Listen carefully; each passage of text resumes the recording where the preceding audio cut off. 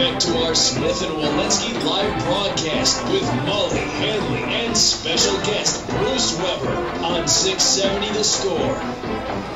Oh yes, indeed, Mulligan, Hanley, Chicago Sports Radio 670 The Score, and Bruce Weber is here with us. Coach, thanks for coming out. We're at Smith and Wollensky. It's the Luncheon Series, 318 North State Street. Murph will be here from noon to 2, and Bruce will be with Murph for an hour as well. And Coach, so many things that we want to go over. Let's start just talking about the impact of a coach in the tournament. How important is it, the head coach? I mean, obviously, you look at what's left in the tournament. There are 5 guys left in the tournament who have brought a team to a Final Four before, and only 2 guys that have actually won a championship before in the Final 16. There was, of course, Roy Williams. We won't get into how he did that. And of course, Rick Pitino, the other one. You've been to a Final Four. You know what this is like. You've had experience in the championship game. What is it like for these coaches that haven't been there? Is it a huge advantage for the guys that have been there? Well, I think there's no doubt the first couple rounds, I don't think there is as much advantage as when you move on to the Sweet 16. And I learned that at SIU, you have that experience, and for a whole week, you are totally the centerfold of the nation. And especially if you have any Cinderella story, any type of story where they're going to make a big deal of it nationwide.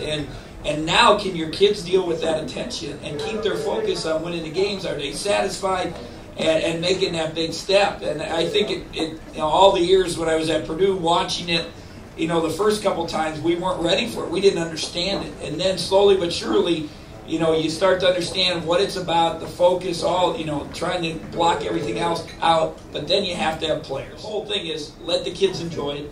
But also at the same time, you got to keep some kind of focus. You got to keep, some of it is what goal you set early in the season. Is it just to get to the Sweet 16? Is it just to get to the Final Four? Is it to win it? And I always joke, I gave our guys a T-shirt a year before it even happened, and it said St. Louis Final Four, whatever, 0405. On the back, I put 100th anniversary Illinois basketball family reunion, April 2nd through the 4th in St. Louis, Missouri. I gave it to them a year ahead of time. After hindsight, I wish I would have put national championship on there. Because 2 words I could have put on that T-shirt. Because we got to the Final Four, and they basically did everything we talked about, but we didn't win the whole thing. There's no doubt. Guys have called me, obviously friends. What do we need to do, this and that, but until you live through it, when we won here at SIU in Chicago, and CBS followed us back to Carbondale, and we had pep rally.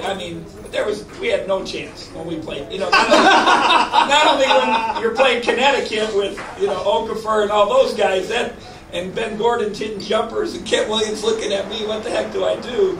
But also the kids' focus is kind of just so disillusioned. I'm gonna have fun today. The food looks good. The drinks look good. I wonder if my voice after 2 hours will sound like Bruce Weber. I got a little frog in my throat. Hey, let's have a big round of applause. Let's hear from Coach Bruce Weber, Smith and Wollensky broadcast. Having a great time.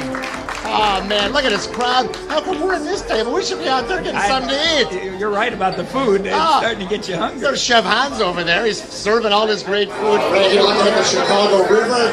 The green dye has dissipated from St. Patrick's Day. Coach, having fun here at Smith and Wollensky's? It's been a blast. Great. Very easy. I appreciate you. I'll tell you, it's going to get tougher now, so don't be overly enthusiastic. By the way, this hour of the Score's busy broadcast day being brought to you by Wendy's. Okay, so John Shire was never going to come into U of I, right? If I could say Turtle Falls, I would say he was never coming. No, in fact, well, obviously I have a little bit of insight because of my brother, but the parents of the other kids on my brother's team actually came to him about 6 months before and said, we just want you to understand he's probably going to Duke, and we don't want to disrupt the team. So, but we had to try, and we were having a great run, and we would have loved to have him, and he would have been a good addition to our program.